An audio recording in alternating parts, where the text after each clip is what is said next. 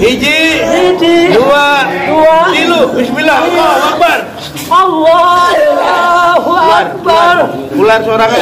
Allah Akbar. Ampunilah ya Allah. Dan Islamnya. Ya Allah. Ampunilah. Jangan kau bakar ya Allah. Ente dibakar. Keluarnya. Aku mohon. Keluar sorangan. Lihatlah petir itu ya Allah. Ente makan petir ya mah. Ente. Ya Allah. Dibuang orangnya. Petirnya. Lihatlah petir itu ya Allah. Petir dibuang tuh. Tos tuh. Allah Akbar. Dibuang kurang tuh. Ya. Keluarnya. Ente makan petir.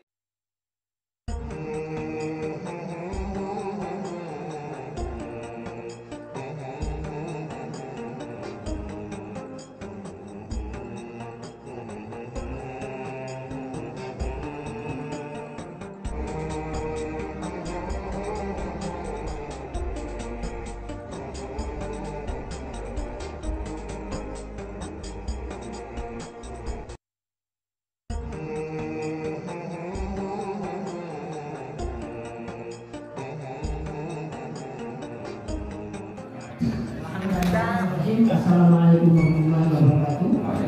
Pak, nama saya Pak Amri. Saya dari Jalan Paku. Pak yang ingin saya sampaikan. Sama-sama, iya, enggak Pak. Ini mau cerita dulu Pak. Enggak, baca apa enggak? Enggak, ingat saya, panas. Saya ceritanya awal Pak ya. Saya kan punya usaha dulu. Jadi berkemungkinan ada saing atau gimana. Seketika itu kayaknya sepi banget warung saya. Nah, ketika itu anak saya itu foto pakai HP. Foto wallahu alam. Apa? Wallahu alam. Nggak tahu dia yang jawab gimana ya. Saya Tuhan yang tahu. Di situ ketika itu dia itu foto adiknya. Nggak taunya pas di foto itu tampil Penampakan.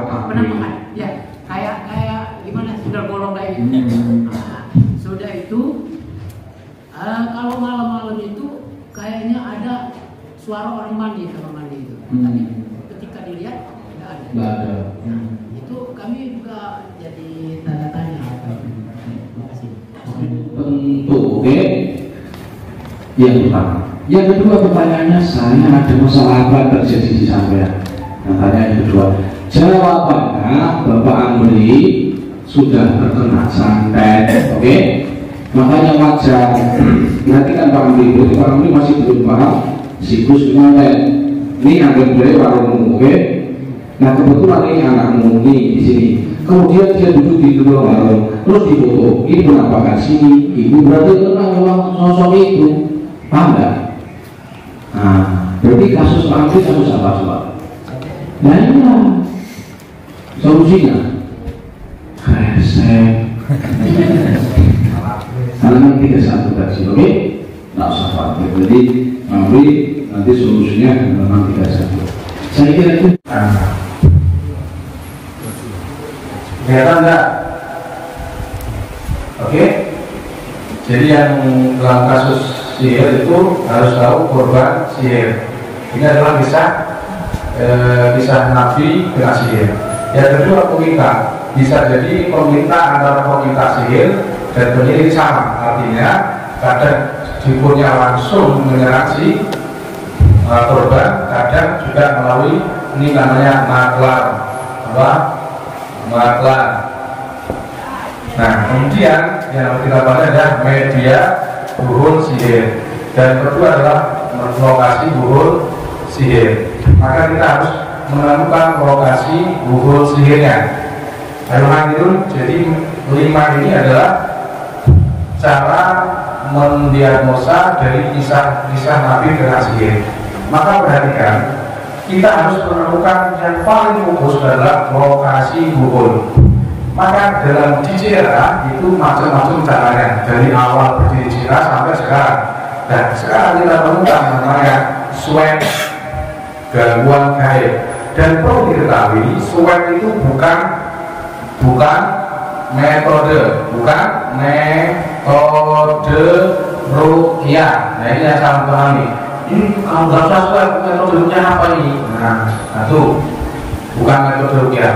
Dua, swab adalah bukan meraga soma. Mana tadi? Satu, dua, bukan meraga soma. Karena meraga soma itu harus memerlukan keluar cakra, somanya keluar cakra dan seterusnya. Dari 100 orang itu yang meraga soma yang bisa belum tentu satu orang belum tentu bisa. Tapi kalau swab gangguan gaib ini murni hanya minta ke Allah. Kenapa lokasi rumahnya yang di ini? Karena medianya lokasinya di rumah, maka kita itu di rumah. Jadi bukan meraga soma. Ini kalau yang ada yang ngomong meraga soma atau projection, maka dia tidak paham konsep meraga soma. Oke, dan tidak paham swab gangguan gaib. Oleh sebab itu, sekali lagi, ini 5 istilah harus dipahami dan tidak menggunakan sugesti, tanpa sugesti. Pertama, nggak masuk area kritikal. Satu, buktinya tidak termasuk kritikal. Dua, buktinya lagi tidak keluar tarik nafas, keluar terus sampai 3 kali ngetren, tidak, tanpa tren, macam-macam. Jadi murni dan swab itu adalah minta kepada Allah persis sama seperti istigharah. Jadi nanti Allah akan memberikan sinyal kepada dia yang kita sendiri nggak ngerti apakah itu panas atau tertarik atau apa, kita nggak ngerti. Walaupun kita ajukan dia tertarik, tapi kalau dia panas ya itu bukan sugesti itu, memang itu diberi Allah Ta'ala seperti itu. Nah, dan tidak ada swab gangguan gaib ini yang baru tidak ada apa ya, kebatilan, batil. Tidak ada, jadi tidak ada kebatilan. Artinya secara konsep ilmu ruqyah bikalamin arabi apa bikalamillah biasma'i kan syaratnya ada 3, dengan asma Allah, dengan bahasa Arab, atau dengan tidak meyakini Tuhan tersebut. Dan swab sudah mengalami 3 syarat dari Ibnu Hajar Al-Asqalani. Artinya dia bukan ruqyah yang batil. Jadi kalau ada yang mengatakan batil, tunjukkan kebatilan swabnya di mana? Kita siap berdialog. Jadi dialog kan swab ini nggak cepat Pak, menemukan guru cepat meskipun ada kelemahannya. Ya, saya tunjukkan kelemahan swab. 1, pada orang yang sakitnya parah. 2, maka di swab jangan ketemu. 2, nyewabnya salah, yaitu di rumahnya saja, di dalam rumah, maka swabnya akan ketemu. 3, menyewab orang yang punya kodam ilmu, misalkan dia ilmu ilmu sekilan, ilmu apa gitu ya. Nah, ikut swab gak akan ketemu. 3, dia terkena bisikan korin, jadi korin itu swab gak ketemu.